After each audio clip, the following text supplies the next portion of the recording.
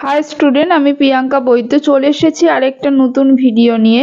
তো আজকে এটা নিয়ে আলোচনা করব, সেটা হচ্ছে রাউন্ড 3 কাউন্সিলিং প্রসেসে কয়েকটা কথা আগেও আমি বলেছি, সেগুলো তোমরা আবারও জিজ্ঞাসা করেছিলে কমেন্টে। তো সেই জন্য আমি আরেকবার ক্লিয়ার করে দিচ্ছি কথাগুলো। দেখো, প্রথমেই বলি যে তোমাদের অনেকেরই মনে প্রশ্ন আছে অনেকগুলো, যে রাউন্ড 3 কাউন্সিলিং প্রসেস নিয়ে কারা পার্টিসিপেট করতে পারবে এবং কারা পারবে না, সেটা নিয়ে আমি অলরেডি একটা ভিডিও বানিয়ে দিয়েছিলাম। তো আজকে কয়েকটা জিনিস নিয়ে আলোচনা করব।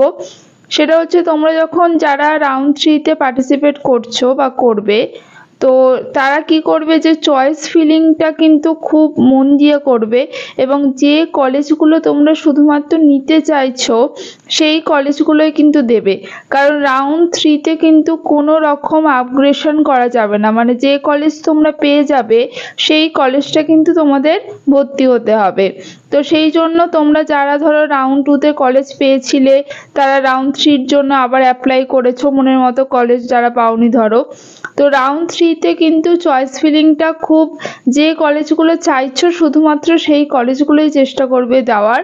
তাহলে কিন্তু যাতে পেয়ে গেলে কিন্তু তোমরা কিন্তু কোনো আপগ্রেশন করতে পারবে না। রাউন্ড 3-তে কিন্তু আপগ্রেড করার কোনো ব্যাপার নেই এবং তোমাদের কিন্তু অ্যাডমিশন নিতে হবে। রাউন্ড 3-তে যে কলেজটা পেয়ে যাবে সেটা কিন্তু তোমরা কিন্তু অ্যাডমিশন নিতে হবে।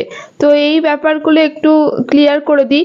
এবং রাউন্ড 3-তে তোমরা যে কলেজটা পাবে সেই কলেজে কিন্তু তোমাদের রিপোর্ট করতে হবে, না হলে কিন্তু তোমাদের ফার্দার কাউন্সিলিং প্রসেসে কিন্তু তোমরা অ্যালাউ তো আর হবে না।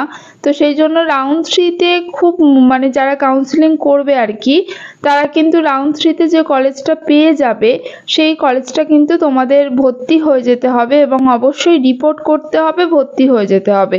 তো এই ব্যাপারগুলো, এইগুলো তোমরা অনেকেই জিজ্ঞাসা করেছিলে কমেন্টে, তাই এইটা নিয়ে আলোচনা করে দিলাম। নেক্সট ভিডিও নিয়ে খুব তাড়াতাড়ি হাজির হব। আজকের মতো টাটা।